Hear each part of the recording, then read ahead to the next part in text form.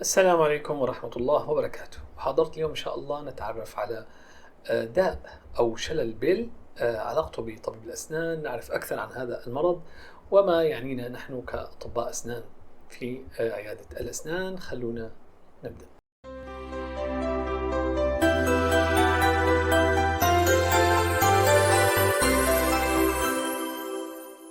في البداية أود الإشارة لوسائل التواصل الاجتماعي، بيسعدني تواصلكم واستفساراتكم وتفاعلكم.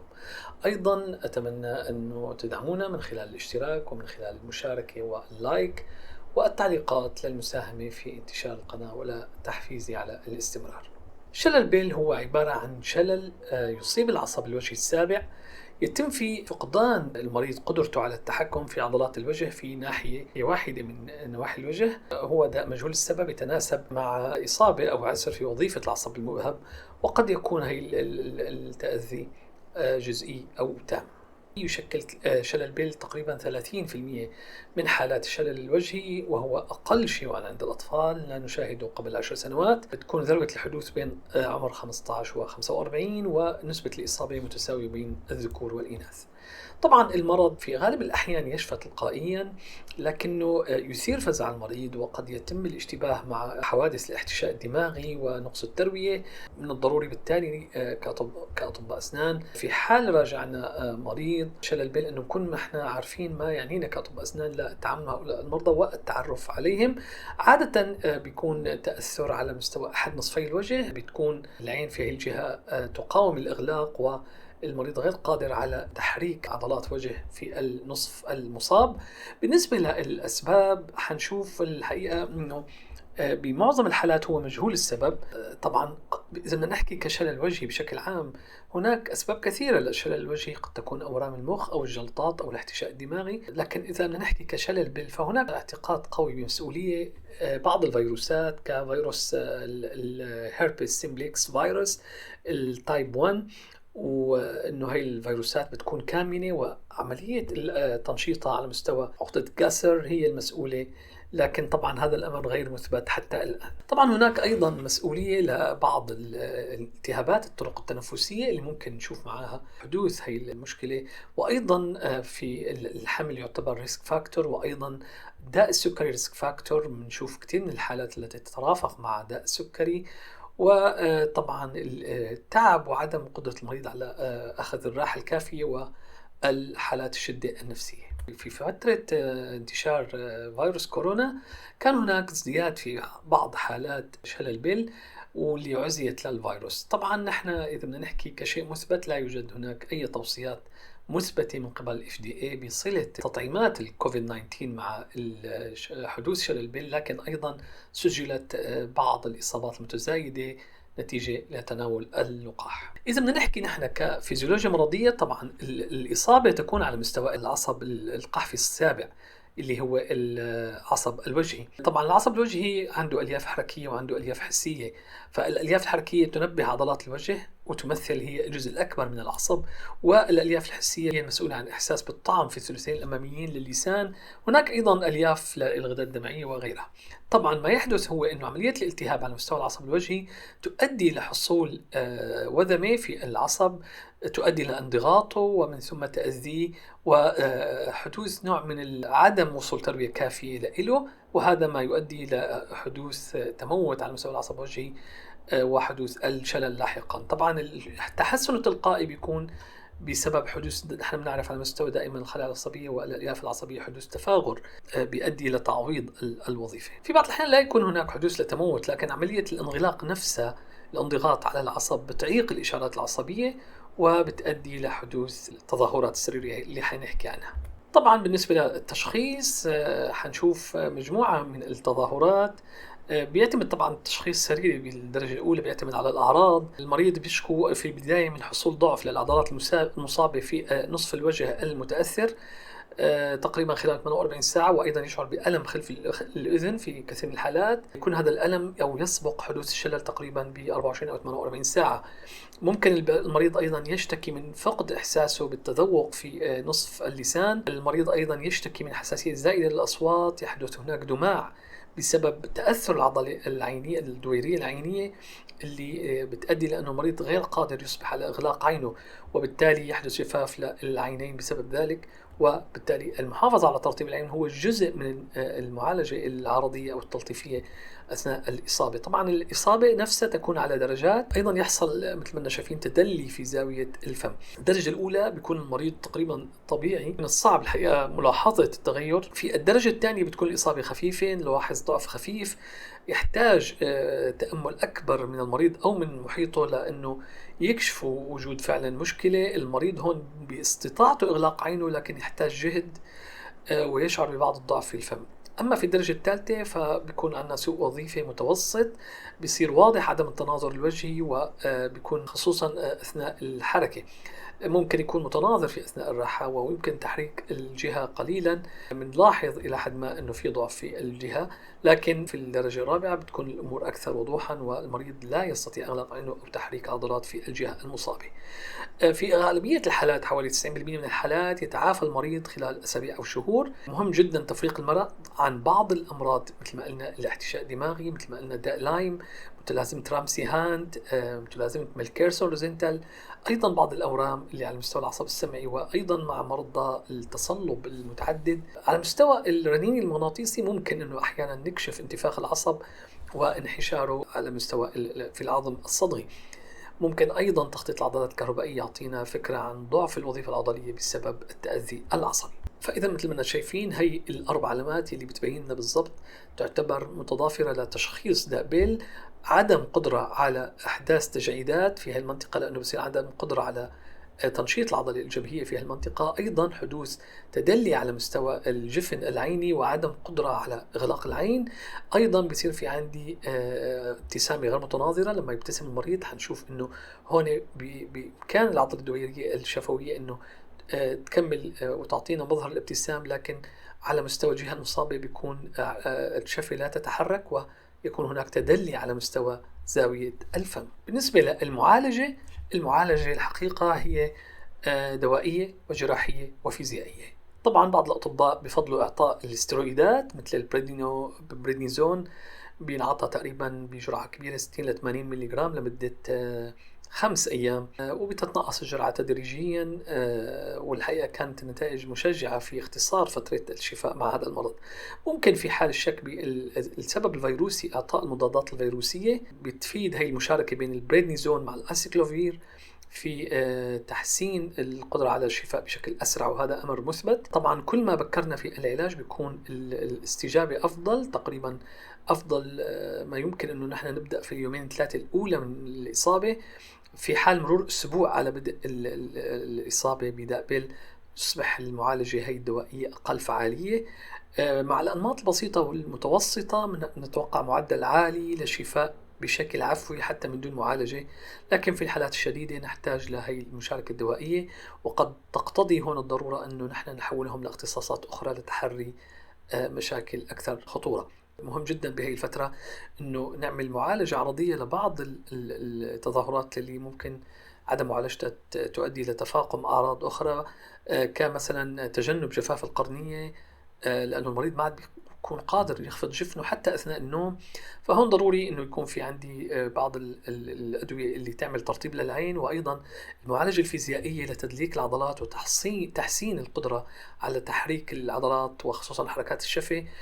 في بعض الأحيان تكون المعالجة الجراحية هي العلاج بإزالة الضغط على العصب بشكل مباشر، وهي طبعا تترافق مع أو تؤدي للشفاء التام، لكن تحمل اختلاط خطير هو أنه المريض قد يفقد السمع في هذه المنطقة. بالنسبة لنا كأطباء أسنان أهم نقطة هو أنه نحن نتعرف على هؤلاء المرضى في حال إجونا، نعطي رأي طبي يطمئن المريض إلى الحالة، ومثل ما قلنا هي في معظم الحالات تشفى عفويا. مهم جدا نعرف الأعراض اللي لها علاقة بمهنتنا بشكل مباشر.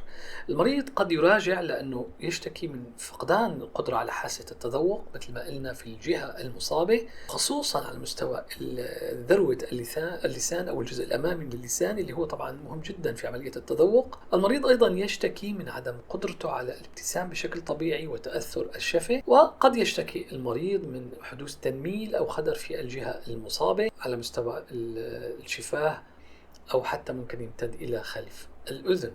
أيضا المريض قد يشتكي في هذه المرحلة من نقص في إفراز اللعاب في الجهة المصابة، وعدم استخدام هذه الجهة في الطعام، مما يؤدي لمشكلة هي أنه تضاعف إمكانية حدوث نخر سني، وبالتالي دور طبيب الأسنان في أنه نحن نهيئ المريض لهي المرحلة لحين التعافي وعملية التنظيف في هذه المنطقة باستمرار، وخصوصا أنه نحن نشجع المريض أنه يحاول يتناول الطعام في هذا المكان لتحريض التدفق اللعابي اللي بالمناسبة أيضا بيقل كتير كما مثل ما قلنا مع الدموع.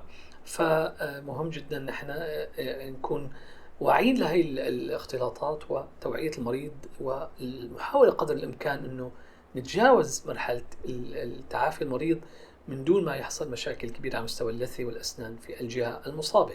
طبعا نحن ممكن بهي المرحلة نوصف بعض الأدوية اللي ممكن أو حتى المضامد الموضعية اللي تحسن ترطيب الفم وتقاوم الجفاف اللي بيكون عرض مزعج للمريض. هناك الكثير طبعا حكيت عنه قبل ذلك في محاضرة أعتقد لما تكلمت عن تأذي الغدد اللعابية في سياق معالجة مرضى السرطان. رابط المحاضرة راح أضعه، راح يظهر لكم الآن على الشاشة. طبعا هناك الكثير كالسوربيتول، كالسيوم فوسفات، بعض المضامات الحاوية على الفلورايد. بشكل عام عندنا كثير من الخيارات مثل البيوتين ممكن تساعدنا بأنه نحن نعمل ترطيب ونتغلب على مشكلة جفاف الفم اللي هي أيضا مزعجة جدا للمريض.